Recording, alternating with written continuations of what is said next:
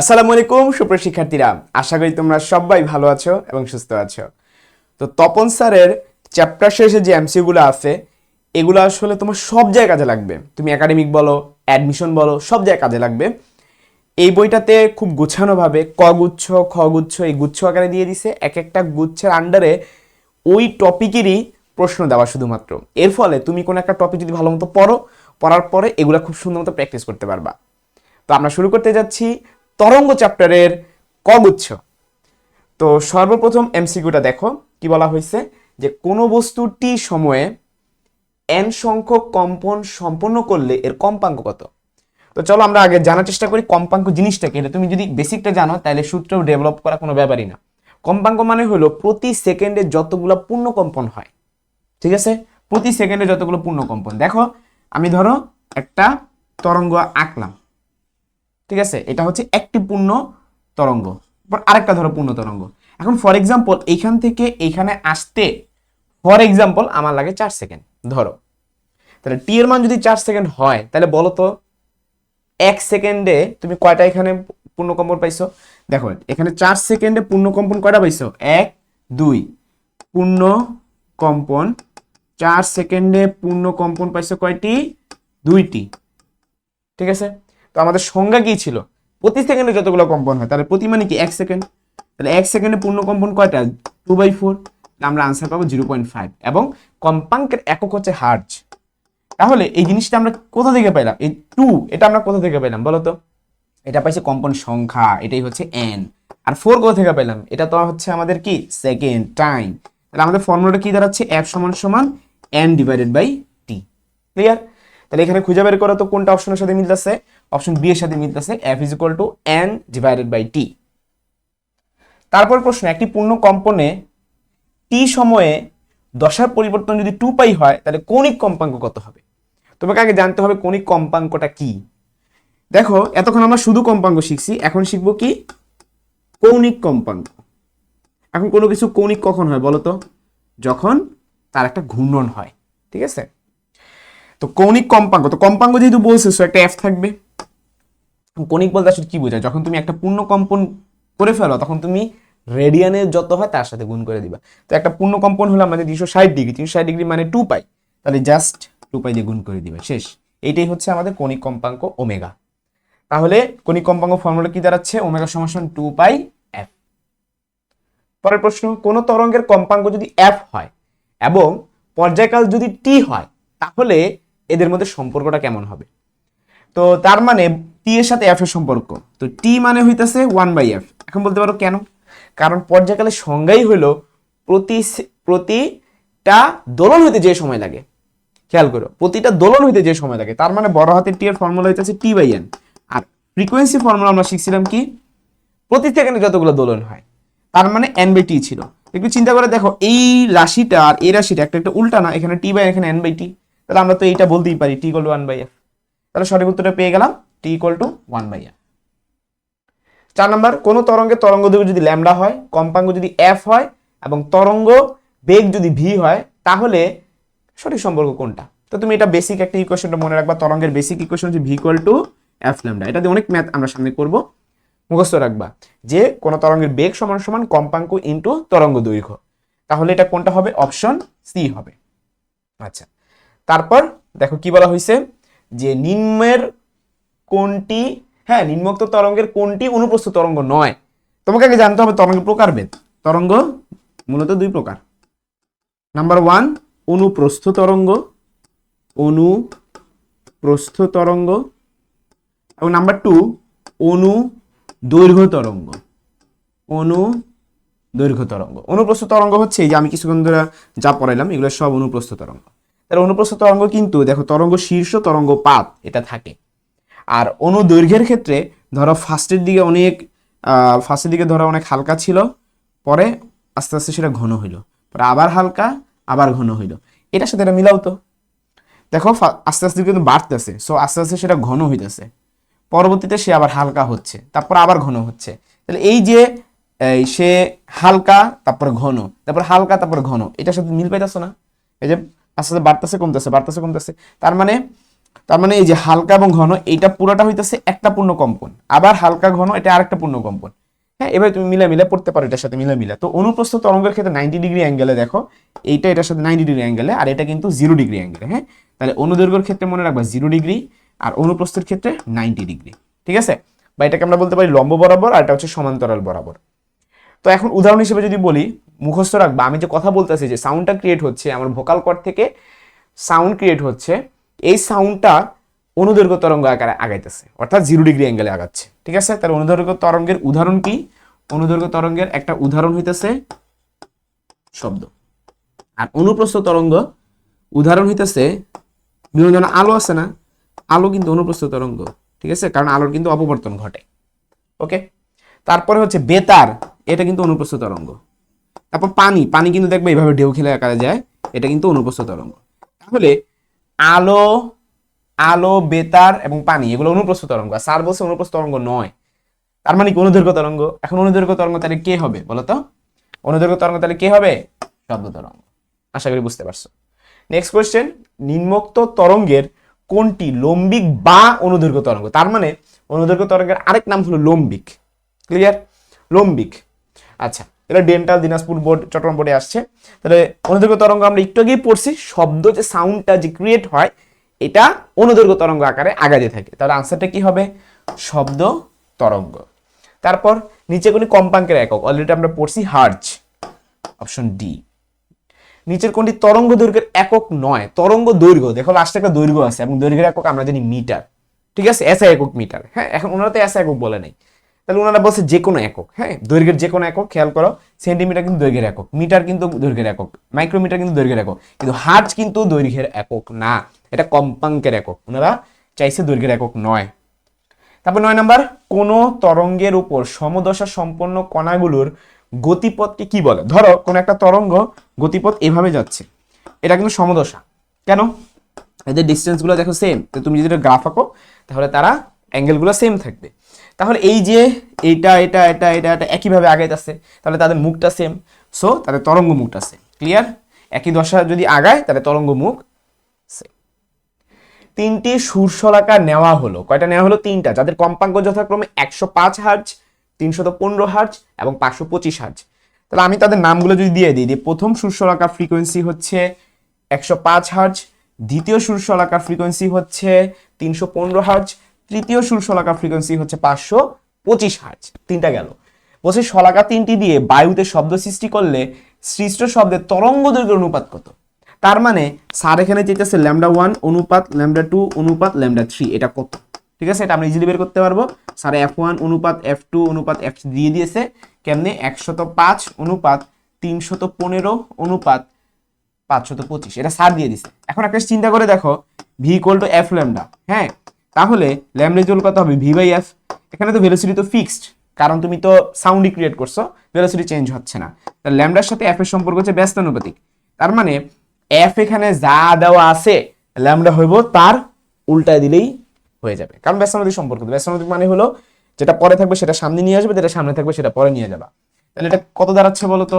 525টা সামনে আসবে, তারপরে 315, তারপরে 105, জাস্ট ঘুরে দিচ্ছি। এখন এই পুরো জিনিসটাকে 105 দিয়ে ভাগ করো, ক্যালকুলেটর নিতে পারো বা মুখোমুখি করতে পারো। 525কে 105 দিয়ে ভাগ করলে 5 হয়, 315কে 5 যদি তুমি সব 5 না 105 দিয়ে ভাগ করবা আর কি। হ্যাঁ, 525কে 105 দিয়ে ভাগ করলে 5 হয়, 315কে 105 দিয়ে ভাগ করলে 3 হয়, 105কে 105 দিয়ে ভাগ করলে 1 হয়। তাহলে আনসারটা হবে 5:3:1। তারপর যে তরঙ্গ মাধ্যমের কণাগুলোর কম্পনের দিকের সাথে সমকোণে অগ্রসর হয়, এটা আমরা কিছুক্ষণ আগে পড়ছি যে সমকোণ হলে গ্রাফ কিন্তু এরকম হয়। ঠিক আছে, এবং এই গ্রাফকে আমরা বলে থাকি অনুপ্রস্থ তরঙ্গ বা আর্ক তরঙ্গ। অনুপ্রস্থের আরেক নাম কি? আর্ক তরঙ্গ। আর দীর্ঘ তরঙ্গ হলো অনুদৈর্ঘ্য তরঙ্গ। ঠিক আছে, অনুদৈর্ঘ্য তরঙ্গের আরেক নাম হচ্ছে দীর্ঘ তরঙ্গ। আচ্ছা, তারপর যে তরঙ্গ মাধ্যমের কণাগুলোর কম্পনের দিকের সাথে সমান্তরালে অগ্রসর হয়, মানে 0 ডিগ্রি অ্যাঙ্গেলে অগ্রসর হয়, সেটাকে আমরা অনুদৈর্ঘ্য তরঙ্গ বলে থাকি। এবং অনুদৈর্ঘ্য তরঙ্গের আরেক নাম হইতেছে গিয়ে দীর্ঘল তরঙ্গ। আচ্ছা, তারপর আর তরঙ্গ চেনা যায় নিচের কোন বৈশিষ্ট্য দ্বারা? দেখো, আর তরঙ্গ মানে কোনটা? ওই যে 90 ডিগ্রি অ্যাঙ্গেলে যায়, 90 ডিগ্রি অ্যাঙ্গেলে যায়, 90 ডিগ্রি অ্যাঙ্গেলে জানি কোন ধর্ম? এটা হচ্ছে আলোর ধর্ম। আলো কোন ধরনের তরঙ্গ? সমবর্তন। তার মানে সমবর্তন দিয়ে আমরা কি চিনতে পারতাছি? আর তরঙ্গ চিনতে পারতাছি। ক্লিয়ার? তাহলে সমবর্তন আছে কি দেখো তো অপশনে, আমাদের এখানে সমবর্তন আছে। সমবর্তন শুধুমাত্র আলোর বৈশিষ্ট্য, এবং আলো কিন্তু আর তরঙ্গ আকারে যায়। তারপর নিচের কোনটি যান্ত্রিক তরঙ্গ নির্দেশ করে? দেখো সাউন্ড যেটা ক্রিয়েট হইতেছে সেটা আমাদের ভোকাল কর্ড থেকে ক্রিয়েট হইতেছে, ঠিক আছে? তো এই যে অনুদৈর্ঘ্য যে তরঙ্গগুলো আছে সেগুলো কিন্তু এক ধরনের যান্ত্রিক তরঙ্গ, ঠিক আছে? তাহলে যদি আমরা একটু খুঁজি, এখানে তুমি দেখবা অনুদৈর্ঘ্য তরঙ্গটা কে। এখানে শব্দ তরঙ্গ, অনুদৈর্ঘ্য তরঙ্গ, একবার চোখ বন্ধ করে, এটা আমরা আজকে আরেকটু আগে বলছি অনুদৈর্ঘ্য তরঙ্গ টপিক পড়ানোর সময়। এটা কিন্তু অনুদৈর্ঘ্য না। আলোক তরঙ্গটা কি? অনুপ্রস্থ। বেতার তরঙ্গটা কি? অনুপ্রস্থ। এক্স রশ্মিটা কি? অনুপ্রস্থ। হ্যাঁ, আমাদের অনুদৈর্ঘ্যটা দরকার, আর অনুদৈর্ঘ্য হচ্ছে শব্দ তরঙ্গ। তারপর 15 নম্বর এমসিকিউ, 2 মিটার তরঙ্গ দৈর্ঘ্যের একটি তরঙ্গের বেগ এত হলে কম্পাঙ্ক কত? তো আমরা জানি V equal to F lambda, কম্পাঙ্ক মানে এফ জানতে চাওয়া হয়েছে, F equal to V by lambda, ঠিক আছে? তো ভি এর মান হচ্ছে 300 এবং ল্যামডার মান হচ্ছে 2, 300 বাই 2 করলে 150, সো আনসারটা হবে 150 হার্জ। তারপরের প্রশ্ন, যখন শব্দ বায়ু থেকে পানিতে প্রবেশ করে তখন বদলে যায় কোনটি? দেখো শব্দ বায়ু থেকে পানি, তো বায়ু থেকে পানি মানে কি? ধরো এটা আমাদের সারফেস, হ্যাঁ, এখানে হচ্ছে পানি আছে, হ্যাঁ, তো তুমি এ মাধ্যম থেকে বি মাধ্যমে চলে যাচ্ছ, যেখানে এই মাধ্যমটা হচ্ছে হালকা, হালকা থেকে তুমি ঘনতে চলে যাচ্ছ। তো এখানে কি ঘটনা ঘটবে বলো তো? যখন হালকা থেকে ঘন অর্থাৎ ভিন্ন মাধ্যমে ঢুকে যাচ্ছে, তখনও তো সেটা শব্দই থাকবে, তাই না? নাকি সেটা শব্দ থেকে আলো হয়ে যাবে? না, যদি সাউন্ডটা এভাবে আসে, এটা কিন্তু আলো না যে সে বাইকে যাবে, ব্যাপারটা হচ্ছে সেইভাবেই যাবে, কিন্তু কাহিনীটা হলো এখানে সে হালকা থেকে ঘনতে যাচ্ছে, তাইলে তাইলে তাইলে তাইলে এখানে কিন্তু আমাদের বেগটা সেম থাকবে না। কারণ আমরা জানি যে পানিতে শব্দের বেগ 1450 মিটার পার সেকেন্ড, কিন্তু লোহাতে আবার অনেক বেশি, 5221। তার মানে মাধ্যম চেঞ্জ হলে অবশ্যই বেগ চেঞ্জ হবে, ঠিক আছে? তাহলে বেগ অবশ্যই চেঞ্জ হবে, মাধ্যম চেঞ্জ হলে কি হবে? বেগ অবশ্যই চেঞ্জ হবে। কম্পাঙ্ক চেঞ্জ হবে না, কারণ কি? কম্পাঙ্ক ডিপেন্ড করতেছে সোর্সের উপর। তো আমাদের এখানে সোর্স হালকা মাধ্যম হোক ঘন মাধ্যম হোক সেমই তো। শব্দ যখন আমি চিল্লায় যখন আওয়াজ করব, তখন বায়ু মাধ্যম হয়ে ধরো পানি মাধ্যমে গেল, তো আমার কি সাউন্ড থেকে কি লাইট হয়ে যাবে? না। তার মানে যেই জিনিসটা ছিল সেই জিনিসটাই তো আছে, সে যাচ্ছে ভিন্ন মাধ্যমে, বাট যেই জিনিসটা যাইতেছে সে তো সেম। তাহলে আমরা বলবো ফ্রিকোয়েন্সিটা সেম থাকবে। আমাদের এখানে বলছে বদলে যায়, এটা তো বদলে যায় না, কম্পাঙ্ক বদলে যায় না, ঠিক আছে? আচ্ছা, এরপরে আসো তরঙ্গ দৈর্ঘ্য। তরঙ্গ দৈর্ঘ্য অবশ্যই চেঞ্জ হয়ে যাবে, আগে তরঙ্গ দৈর্ঘ্য যা ছিল, মাধ্যম চেঞ্জ হলে তরঙ্গ দৈর্ঘ্য চেঞ্জ হয়ে যায়, এটা আলোর ক্ষেত্রে সেম কাহিনী। তাহলে সঠিক উত্তর হবে 1 এবং 3।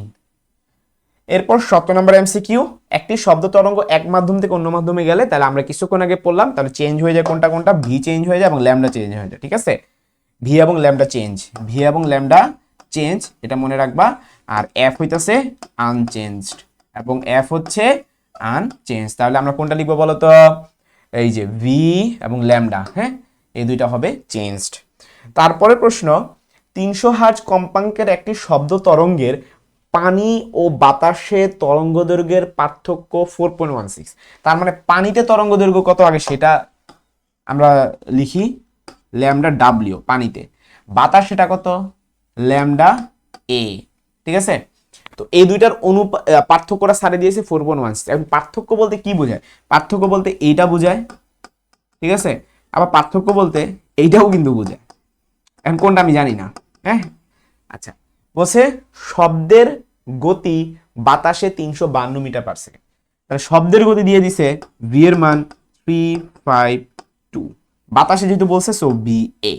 তারপর এখানে কি বলছে? পানিতে শব্দের গতি কত? তো পানিতে মানে হচ্ছে ভি ডাব্লিউ কত? তো এই জিনিসটা একটু ঝামেলা লেগে গেছে যে আমরা আসলে কোনটা ধরে ম্যাথ করবো, এটা নাকি এটা। এটা আমি সলিউশন দিয়ে দিচ্ছি। তো আমরা জানি যে V equal to F lambda, আমরা সহজ বাংলা ভাষায় যেহেতু ল্যামডা নিয়ে আমরা একটু ঝামেলা পড়ে গেছি, তো ল্যামডা কে বড় সেটাকে খুঁজে বের করতে হবে, যে ল্যামডা ডাব্লিউ বড় নাকি ল্যামডা এ বড়। তো দেখো ল্যামডাটা কে বড় সেটা ডিপেন্ড করতেছে ভি এর উপর, যার ভি বেশি তার ল্যামডা বেশি। সহজ বাংলা ভাষায় তুমি চিন্তা করো তো, পানি এবং বাতাসের মধ্যে কার ভি বেশি? কার ভি বেশি? বাতাসের চাইতে পানির ঘনত্ব বেশি, যার ঘনত্ব বেশি সেখানেই তো বেগটা বেশি হবে, তাই না? বাতাস তো একবার নর্মাল, আর হচ্ছে ঘনত্ব স্ট্যান্ডার্ড 1, কিন্তু পানির তো ঘনত্ব আরো বেশি, ঠিক আছে? বাতাসের ঘনত্ব আরো কম। তাহলে আমরা জিনিসটাকে এভাবে বলতে পারি যে অবশ্যই অবশ্যই পানিতে বেগটা বেশি, তাহলে ভি ডাব্লিউটা বড় হবে। ভি ডাব্লিউ বড় মানে কি? এইটা ধরে আমরা ম্যাথ করব, এটা ধরে ম্যাথ করব না। ক্লিয়ার? তো এটা ধরে যদি ম্যাথ করি কি লিখতে পারি? ভি ডাব্লিউ মাইনাস, আরে lambda W minus lambda A is equal two 4.16, আর এই ইকুয়েশন থেকে আমরা ল্যামডা বের করে ফেলতে পারবো যে ল্যামডা সমান সমান ভি বাই এফ। ওকে, তাহলে ল্যামডা ডাব্লিউ এর জায়গায় কি লিখতে পারি, ভি বাই এফ। তবে এইখানে তুমি এফ এর নিচে ডাব্লিউ লেখার দরকার নাই, কারণ শব্দ তরঙ্গের ক্ষেত্রে আমরা পড়ছিলাম যে এফ চেঞ্জ হয় না, ভি চেঞ্জ হয় বাট এফ চেঞ্জ হয় না। তাহলে ভি এর নিচে তুমি ডাব্লিউ লিখবা, বাট এফ এর নিচে ডাব্লিউ লেখার দরকার নাই। সেম ভাবে ল্যামডা এ কত হবে বলো তো, ভি এ ডিভাইডেড বাই এফ। ঠিক আছে, আচ্ছা, তো এইখান থেকে যদি এফ কমন নেই, 1/f কমন নেই, তাহলে কি দাঁড়ায়, V W minus V A, হ্যাঁ, সমান সমান কত, 4.16। আচ্ছা, তো এখন স্যারে কিন্তু একটা মান দিয়ে দিছে, সেটা কি, ভি এটা দিয়ে দিছে, এটা দিয়ে দিছে, তাহলে আমার ভি ডাব্লিউটা দরকার, তাই না? আচ্ছা, এখন কথা হইতেছে এফই তো জানি না, তো এফটা কেমনে বের করবো? এই যে এই জায়গা থেকে দেখো তো এফ বের করা যায় কিনা।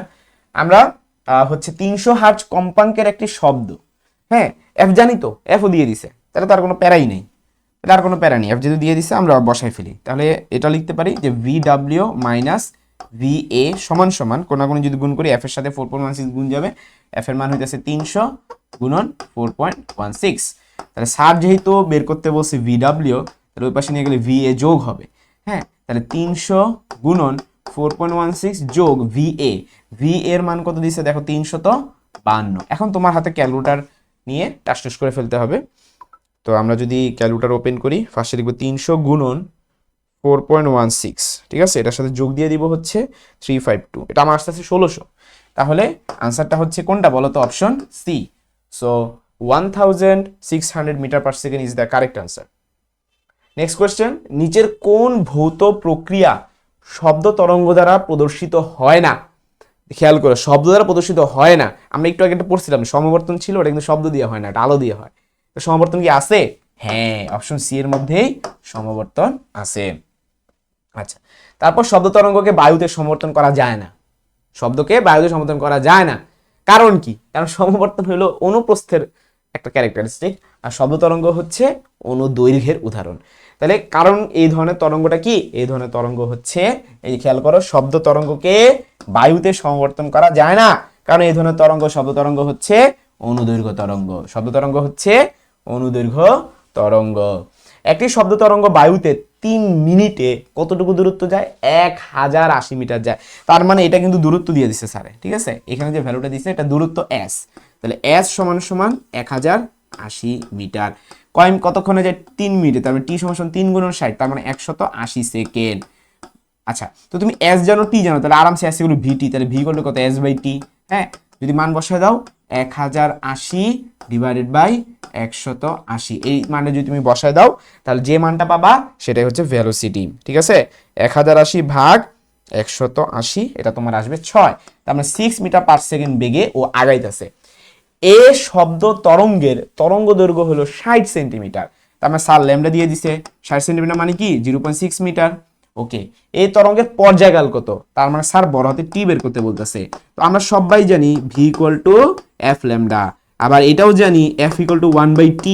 তো স্যার যেহেতু টি বের করতে বলছে, তাহলে টি এর পাশে নিয়ে গেলে কি দাঁড়ায়, উপরে থাকতেছে ল্যামডা আর নিচে থাকতেছে ভি। তো ল্যামডার মানটা আমরা জানি 0.6 আর ভি এর মানটা 6, 0.6 ডিভাইড বাই 6 করলে কত হয়?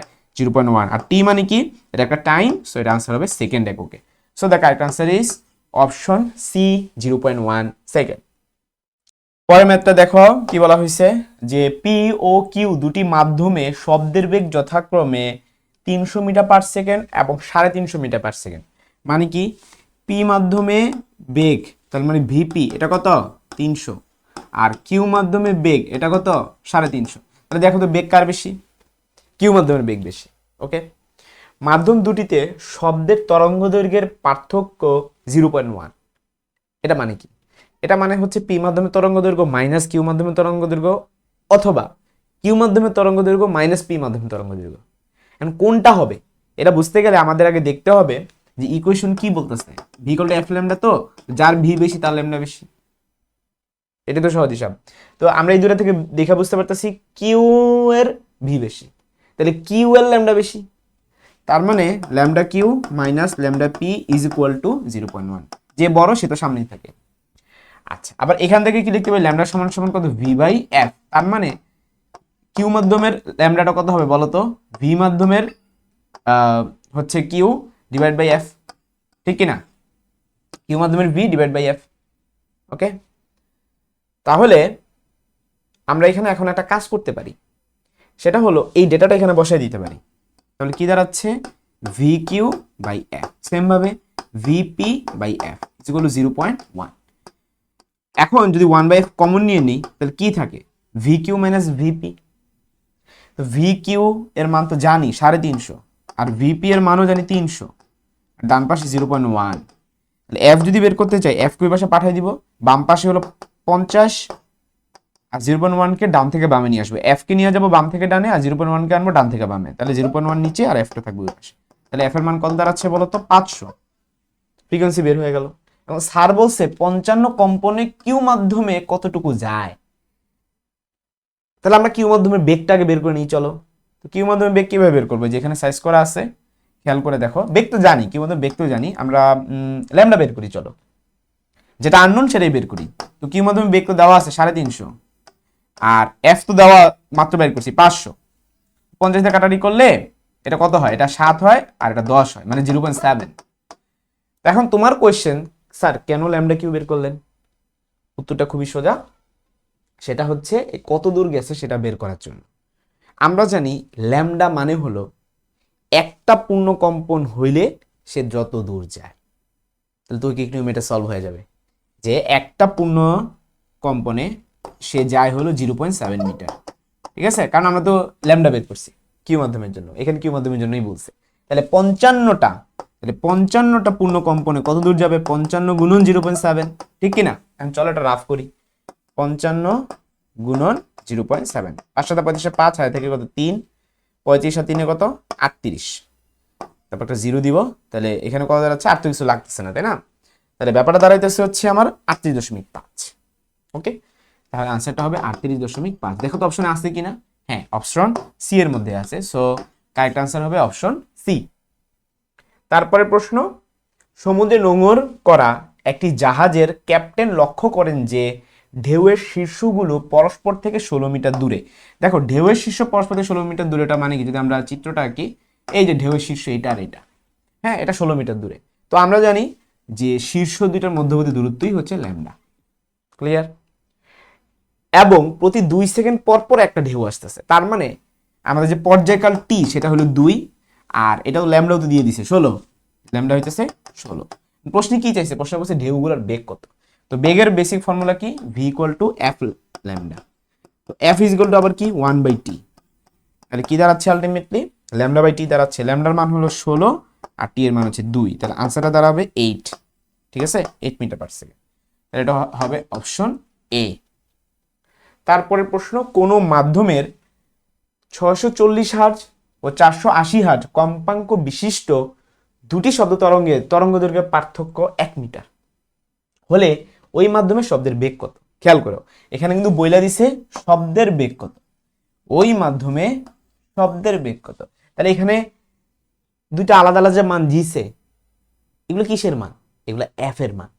এই যে দেখো 640, এটা হচ্ছে F1 এর মান 640, তারপর 480 এটা কি? এটা F2 এর মান।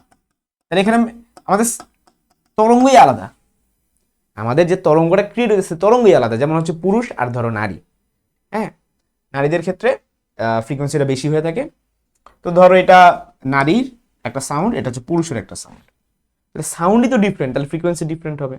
গেল ডিফারেন্ট হলো। আগের অঙ্কগুলো কিন্তু ফ্রিকোয়েন্সি সেম ছিল, কারণ সাউন্ড একটা ছিল, সাউন্ড একটা বাট মাধ্যম দুইটা ছিল। আচ্ছা, তারপর কি বলছে? কম্পাঙ্ক বিশিষ্ট দুটি শব্দ তরঙ্গের তরঙ্গ দৈর্ঘ্য কিন্তু চেঞ্জ হয়ে যাবে, যেহেতু আমাদের সোর্সই ডিফারেন্ট, ল্যামডাও ডিফারেন্ট। ক্লিয়ার? কিন্তু ভি ডিফারেন্ট হবে না, কারণ এখানে মাধ্যম কিন্তু একটা, মাধ্যম দুইটা না। যদি মাধ্যম একাধিক হয় তাহলে ভিউ হবে একাধিক, কারণ আমাদের এখানে মাধ্যম তো একটাই। কোনো পানির কথা বলছে এখানে, অন্য কোনো মাধ্যমের কথা বলছে, দ্বিতীয় কোনো মাধ্যম এখানে আছে নাই, তাহলে এখানে ভেলোসিটি একটাই। ঠিক আছে, এখন আমার কথা হইলো, বুঝলাম ভেলোসিটি একটা, V equal to F lambda. এই জিনিসটা কেমনে আইডেন্টিফাই করবো যে 1 মিটার? এটা উত্তরটা খুবই সহজ। তুমি এখান থেকে দেখো যে ল্যামডা সমান সমান কত? V by F. তাহলে ল্যামডার সাথে এফ এর সম্পর্ক এরকম ব্যস্তানুপাতিক, তাহলে যার ফ্রিকোয়েন্সি কম তার ল্যামডা বেশি। সহজই স্যার। তাহলে আমরা খুঁজবো কার ফ্রিকোয়েন্সি কম, এই দুটোর মধ্যে কার ফ্রিকোয়েন্সি কম? দ্বিতীয় মাধ্যমের, তাহলে এটা ল্যামডা বেশি। তাহলে এটা ল্যামডা বেশি মানে কি ল্যামডা 2 মাইনাস ল্যামডা 1 সমান সমান 1 মিটার। তুমি বলতে পারতা ভাইয়া তরঙ্গ দৈর্ঘ্যের পার্থক্য বলছে, আপনি কেন ল্যামডা 1 মাইনাস ল্যামডা 2 লিখেন নাই? ল্যামডা 1 মাইনাস ল্যামডা 2 লিখলে আমি তো ল্যামডা 1 কে বড় বলে ফেলতেছি, ল্যামডা 1 তো বড় না, কারণ আমি এখান থেকে প্রমাণ পাইলাম এফ এর মান কম হইলে ল্যামডার মান বেশি হয়। তো এফ এর মান কম কোনটা? 1 নাম্বার না তো 2 নাম্বারটা, এই জন্য ল্যামডা 2টা আগে হবে। যাই হোক, তো আমরা তাহলে ল্যামডা তো জানলাম ভি বাই এফ, তাহলে ভি লিখলাম আর এফ এর জায়গায় লিখবো F2, কারণ ল্যামডা 2 তো তাহলে F2 হবে। এখানেও সেম F1। স্যার এখানে ভি চাইছে তো ভি যদি কমন নিয়ে নিই তাহলে 1 বাই F2, F2 মান হচ্ছে 480 minus 1 by 640 is equal to 1। তাহলে এখানে তুমি ক্যালকুলেটারে ভি পেয়ে যাবে। ওকে, তাহলে ক্যালকুলেটার নাও, নিয়ে এটা করে ফেলো, কিছুই না, এটা ওই পাশে নিলে খালি ইনভার্স হয়ে যাবে। হ্যাঁ, তাহলে ক্যালকুলেটার নিচ্ছি, নিয়ে লিখো হচ্ছে 1 বাই 480 যোগ যোগ না বিয়োগ 1/640, এরপরে এটা ওকে ইনভার্স করা লাগবে। এটা আমার আসতেছে 1920, ঠিক আছে 1920। তাহলে এটা হ্যাঁ অপশন বি এর মধ্যে একটা কারেক্ট আনসার। ওকে, আচ্ছা পরের প্রশ্ন, বইটি আসছে 2023-24 সালে, কোন তরঙ্গকে সমবর্তিত করা যায় না? সমবর্তিত করা যায় আর তরঙ্গকে, তাহলে যাবে না নিশ্চয় অনুদৈর্ঘ্য তরঙ্গ। তো অনুদৈর্ঘ্য তরঙ্গ এখানে একজনই আছে, সেটা কে? শব্দ তরঙ্গ। আর বাকি যতজন আছে সবাই কি অনুপ্রস্থ তরঙ্গ। নেক্সট কোয়েশ্চেন, দুটি শব্দের কম্পাঙ্কের অনুপাত হলো 5:6। তা কম্পাঙ্কের অনুপাত মানে কি? F1:F2 সমান সমান 5:6। তারা কি চাইছে? তরঙ্গ দৈর্ঘ্য অনুপাত। আমরা জানি V equal to F lambda, তাহলে ল্যামডা হলো ভি বাই এফ, তাহলে ল্যামডার সাথে এফ এর সম্পর্ক ব্যস্তানুপাতিক। তো ব্যস্তানুপাতিক মানে কি? ব্যস্তানুপাতিক মানে হলে তুমি উল্টাই দিবা, তাহলে 5/6 কি হয়ে যাব? 6/5 হয়ে যাব। So the correct answer is option A. তারপরে প্রশ্ন, এসআই ইউনিটে হার্জ কোন রাশির একক? কম্পাঙ্কের একক। এটা কিন্তু আমরা অলরেডি সলভ করছি, ঠিক আছে। সো অপশন সি হবে গিয়ে কারেক্ট অ্যান্সার। এই ছিল আমাদের হচ্ছে ক গুচ্ছের সর্বশেষ ম্যাথ। আমরা পরবর্তী ভিডিওতে খ গুচ্ছ সলভ করব। পরবর্তী ক্লাস দেখার আমন্ত্রণ রইল। আসসালামু আলাইকুম।